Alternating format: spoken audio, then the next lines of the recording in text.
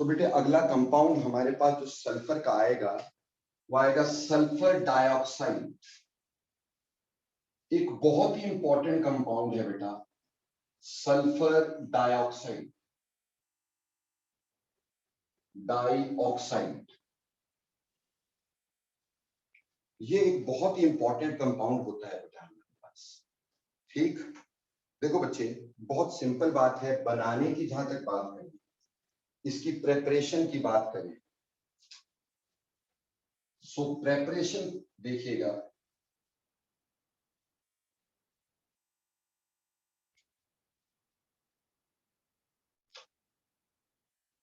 Preparation देखो बेटा, preparation में हम क्या कर सकते हैं, सीधे इस सल्फर को हमने सल्फर लिया और सीधे ही ऑक्सीजन में हीट कर दिया। ठीक है, सीधे ऑक्सीजन के साथ रिएक्ट करवा दिया, सीधे ऑक्सीजन से रिएक्ट करके सल्फर डाइऑक्साइड बना दिया, कोई दिक्कत नहीं। ऐसे मेरे प्यारे बच्चों, मैंने आपको एक और बात बताई थी जब हमने, अच्छा अभी बताई नहीं, अभी contact process of you can say sulphuric acid बनाएंगे। तो एक होता iron pyrites, FeS2 iron pyrites.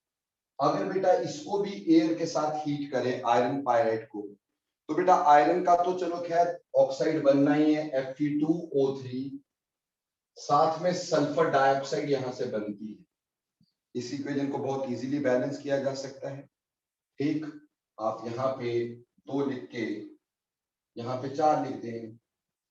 ठीक, तो फिर सल्फर डाइऑक्साइड हमारे पास आ जाएगी, तो सल्फर डाइऑक्साइड को बैलेंस करना होगा सिर्फ। तो यहाँ पे 8 आ जाएगा, तो बैलेंस हो गई, खत्म।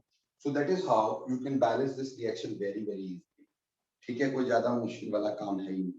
ठीक, लेकिन लेबोरेटरी में ऐसे नहीं बनाते। लैब प्रेपरेशन देखो बेटा, लैब प्रेपरेशन में बेसिकली अगर हम ध्यान दें, so sulphur dioxide is anhydride of sulphuric acid. sulfur dioxide is an sulfurous acid rather. Sulfur dioxide is anhydride of sulfurous acid. ये sulfurous acid यानी H2SO3 का एनहाइड्राइड है। ठीक है, तो बेटे इसको हमने इससे वाटर निकाल के बनाया जा सकता है, लेकिन मैंने आपको पिछले कुछ लेक्चर में बताया था कि H2SO3 जो होता है, it is not stable, found in solution only, found in solution only. ठीक, इसलिए अगर लेबोरेटरी में हमने बनाना है इसको, इसकी जगह हम ले लेते हैं Na2SO3, सोडियम सल्फाइड। क्या ले लिया? Sodium sulphide. बेटे इसको H2SO4 से रिएक्ट करवा देते हैं। क्या करते हैं? H2SO4 से बेटे रिएक्ट करवा देते हैं। ऑब्वियस सी बात है कि हमारे पास बनना तो ये चाहिए कि Na, मेटल का काम होता है एसिडिक हाइड्रोजन को डिस्प्लेस करना, इसने इसको डिस्प्लेस कर देना है और हमारे पास बन जाना है Na2SO4 और H यहां आके H2SO3 जो कि स्टेबल नहीं है, बल्कि बस वाटर एंड सल्फर डाइऑक्साइड। तो यहां से सल्फर डाइऑक्साइड जो है वो बाहर लिया जा सकता है। This is a precipitate, this will remain in solution. Sulfur dioxide can be given out and it can be collected by upward displacement of water. Upward displacement of water. ये upward displacement of water से क्यों? Because sulfur dioxide is heavier. Heavy gas है। ज्यादातर gases downward displacement of water से इकट्ठी होती है, लेकिन this can be collected by upward displacement of water.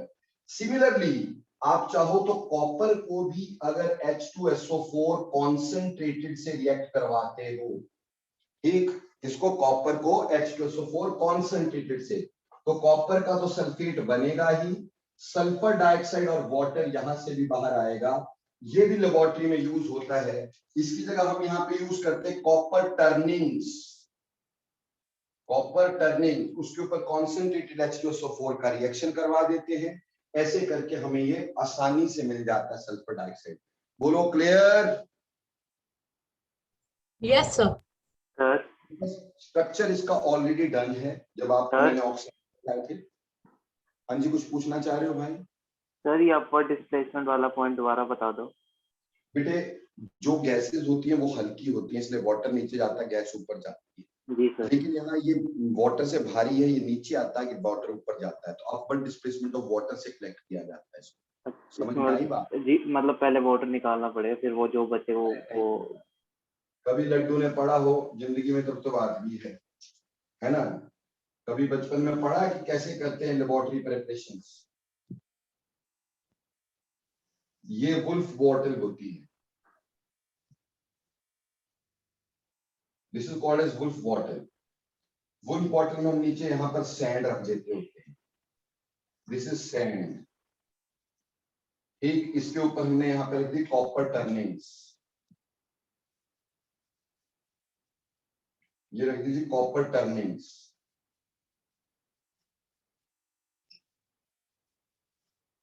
इसके ऊपर से हम यहाँ पे डालेंगे H2SO4, इसको ड्रॉप करेंगे कॉन्सेंट्रेटेड H2SO4 को, रिएक्शन होगा, इससे यहां से सल्फर डाइऑक्साइड जाएगी बाहर,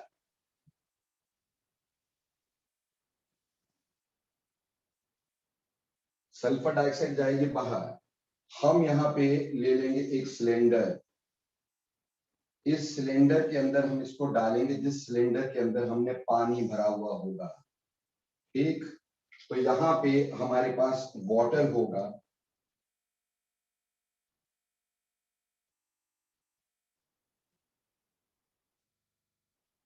ठीक है, ऊपर से थोड़ा खाली कर देते हैं। अब गैस जो है वो भारी है, तो गैस नीचे की तरफ को आएगी यहाँ से, और वाटर जो है वो ऊपर की तरफ को कलेक्ट होता जाएगा, तो इस जार में नीचे नीचे सल्फर डाइऑक्साइड इकट्ठी हो जाएगी। बोल समझ में आया भाई? Yes sir. तो this is called as upward displacement of water. ज्यादातर अपवर्ड ये हो गया बेसिकली अपवर्ड डिस्प्लेसमेंट। ज्यादातर गैसेस में हम गैस ऊपर इकट्ठी करते हैं और वाटर नीचे आता है, तो वो होती है डाउनवर्ड डिस्प्लेसमेंट। अब यहाँ पे गैस नीचे आ रही है, वाटर ऊपर जा रहा है, तो ऐसे करके बेटा इसको कलेक्ट किया जा सकता है। नाउ अब हम बात करेंगे इसकी फिजिकल प्रॉपर्टीज की। Structure we have already done, तो अब हम बात करेंगे इसकी physical and chemical properties. Physical and chemical properties, पहले थोड़ा फिजिकल प्रॉपर्टीज की बात करेंगे। फिजिकल प्रॉपर्टीज, देखो बच्चे, फिजिकल प्रॉपर्टीज में होता क्या है? पहली बात, sulphur dioxide is a colourless gas with pungent smell, highly soluble in water. क्या बोला? Colourless gas, colourless gas, colourless gas, ठीक, with a pungent smell,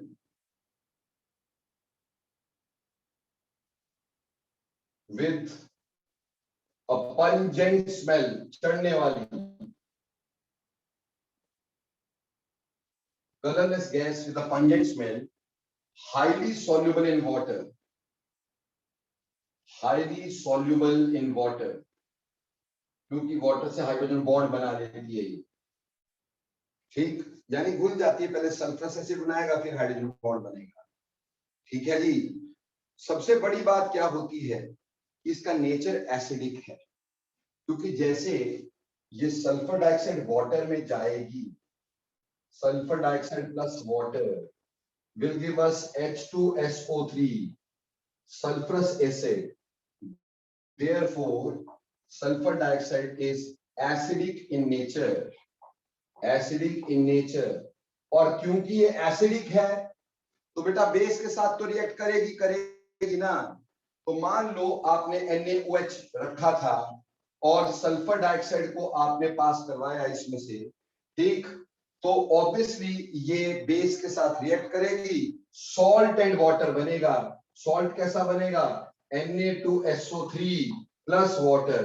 sir ये तो हमें समझ में नहीं आया कैसे। बहुत सिंपल था, यहां से वाटर निकाल के बाकी जोड़ लेना, बाकी कुछ भी बचेगा नहीं, तो आपका सोडियम सल्फाइड बन जाएगा। हाँ, अगर हम इसमें ऐसे करते हैं कि NaOH plus sulphur dioxide plus water ऐसे लेते तो सोडियम बाइसल्फाइड बनता। वाटर पहले से ले लिया होता तो सोडियम बाइसल्फाइड बनता बेटा जी। Then you will be having sodium bisulphide. अब यहीं पर एक बहुत इंपॉर्टेंट सी बात देखिएगा, sulfur dioxide turns lime water milky and milkiness soon disappears.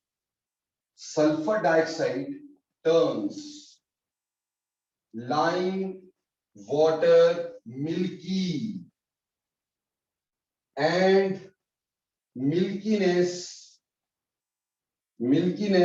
soon disappears. ठीक, क्या बोल रहा है? Sulphur dioxide turns lime water milky and milkiness soon disappears. ठीक, क्यों? देखो लाइम वाटर और कैल्शियम हाइड्रोक्साइड, ठीक है जी। कैल्शियम हाइड्रोक्साइड में से सल्फर डाइऑक्साइड को पास करो तो कैल्शियम सल्फाइड एंड वाटर बनेगा। कैल्शियम सल्फाइड मिल्कीनेस देगा और in the presence of more of water and sulphur dioxide it gives us calcium bisulphide. It gives us calcium bisulfite which is soluble होने की वजह से milkiness disappears। ऐसे करके milkiness disappear हो जाती है। milkiness disappears। बेटा यही टेस्ट तो कार्बन डाइऑक्साइड देती थी, तो सेम ही टेस्ट नहीं होगा कार्बन डाइऑक्साइड और इसका, है ना? पर फिर कार्बन डाइऑक्साइड और इसको हम कैसे सेपरेट आउट करें? ठीक, कार्बन डाइऑक्साइड वो भी तो carbon dioxide turns lime water milky and milkiness soon disappears, वहां कैल्शियम कार्बोनेट बना करता है। तो अगर हम बात करें सल्फर डाइऑक्साइड की, तो सल्फर डाइऑक्साइड में sulphur is in +4 oxidation state which can be oxidised to +6, क्योंकि सल्फर की मोस्ट कॉमन ऑक्सीडेशन स्टेट +6 भी हो सकती है। यानी this can be oxidised,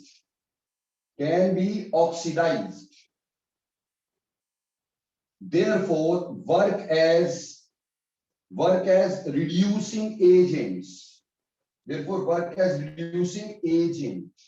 whereas carbon dioxide जो होता है, कार्बन डाइऑक्साइड में कार्बन +4 स्टेट में है और कार्बन जो है उसकी हाईएस्ट ऑक्सीडेशन स्टेट ही +4 है, इसलिए it can not be further oxidised, इसलिए ये रिड्यूसिंग एजेंट है ही नहीं।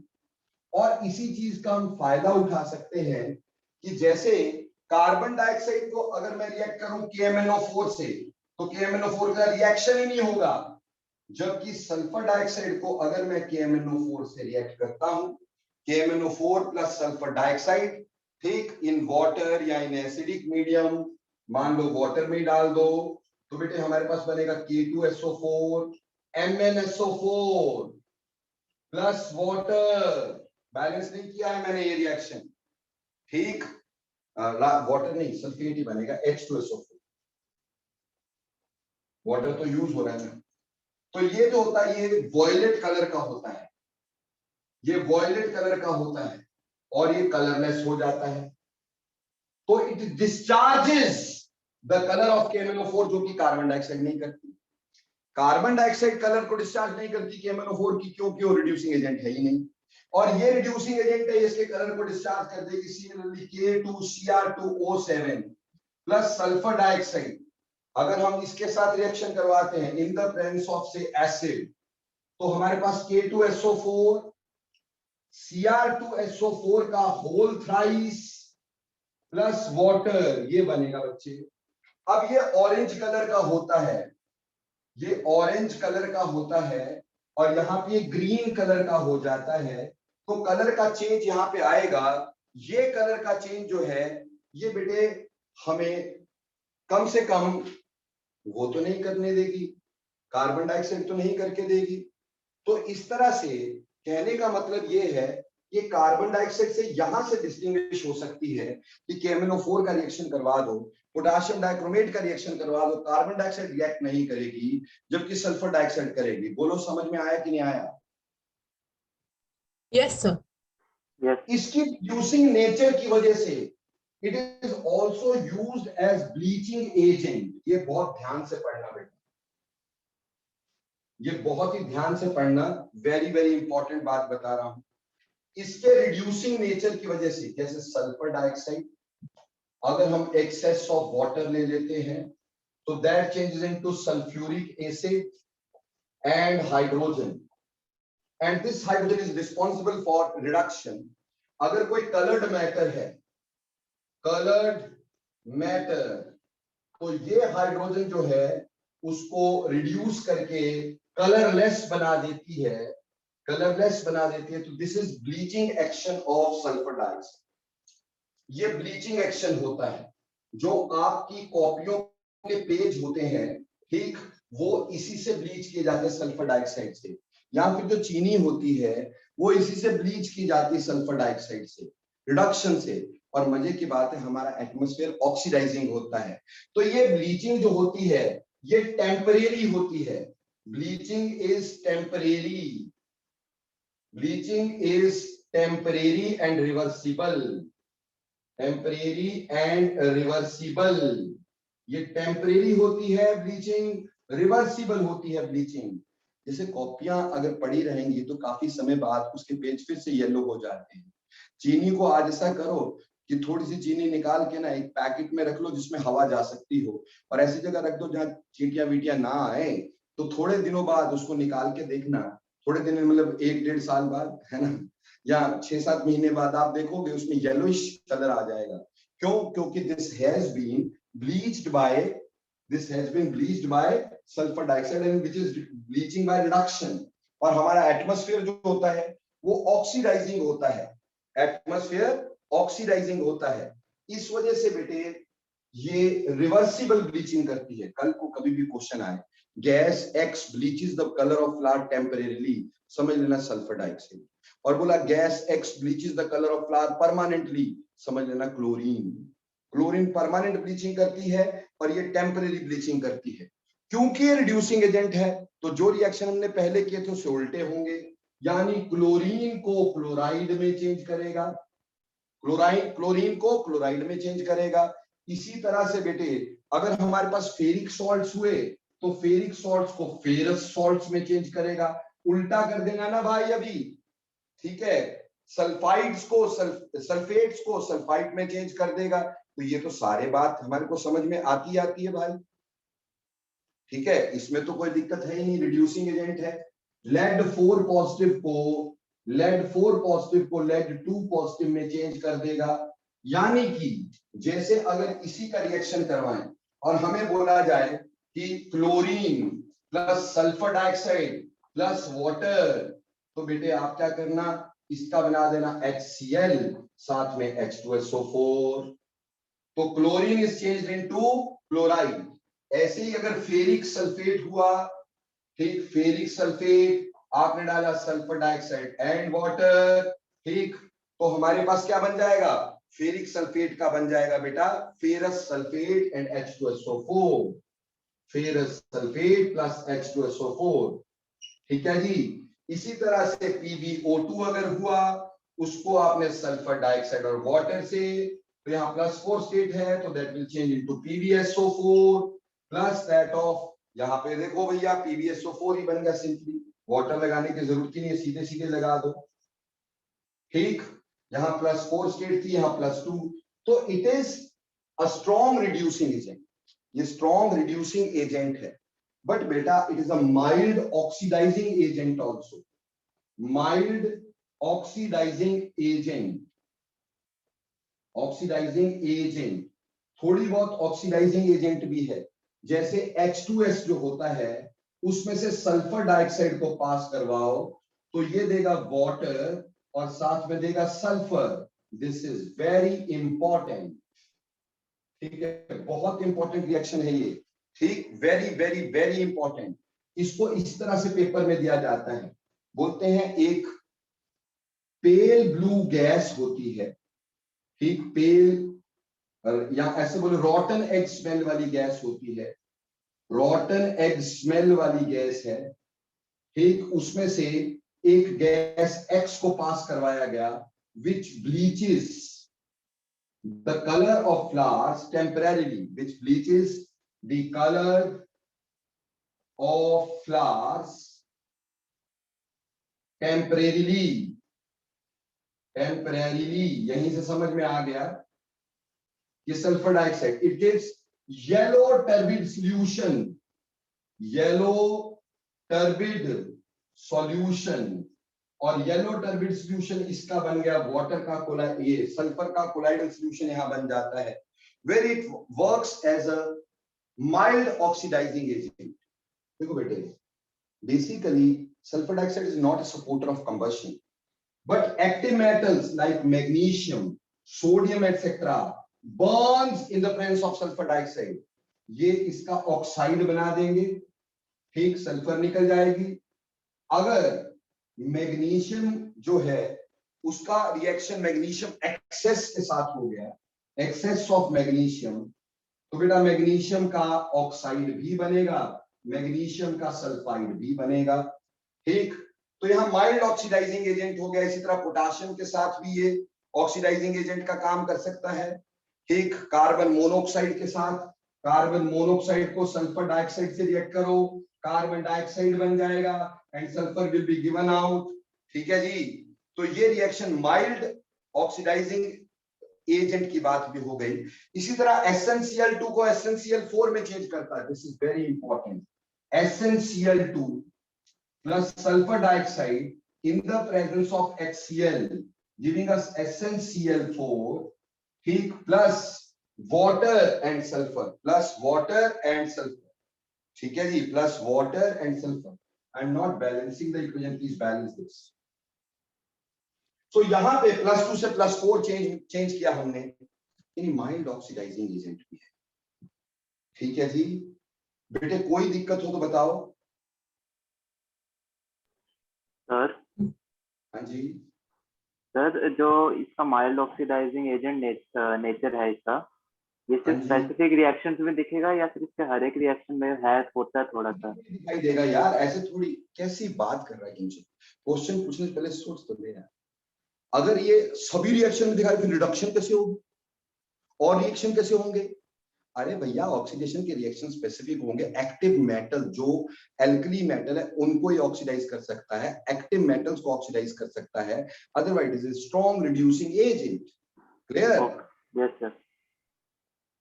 ठीक, अब देखो बच्चे, लास्ट में एक चीज और बता रहा हूं आपको, लास्ट रिएक्शन है और ये रिएक्शन ऑलरेडी कंपटीशन में पूछा गया है हमारे से।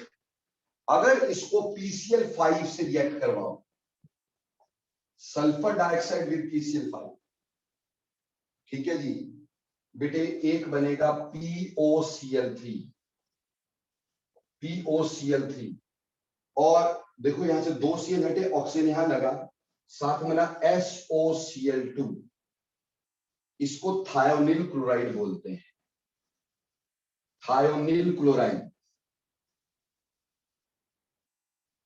बेटे मैंने तुम्हें एक शॉर्टकट बताता हूं ताकि तुम्हें ये रिएक्शन ध्यान में रहे। देखो बेटा PCl5 के रिएक्शन है ये, इसका छोड़ो PCl5। पहली बात, it reacts with oxygen containing compound, oxygen containing compounds के साथ रिएक्ट करता है।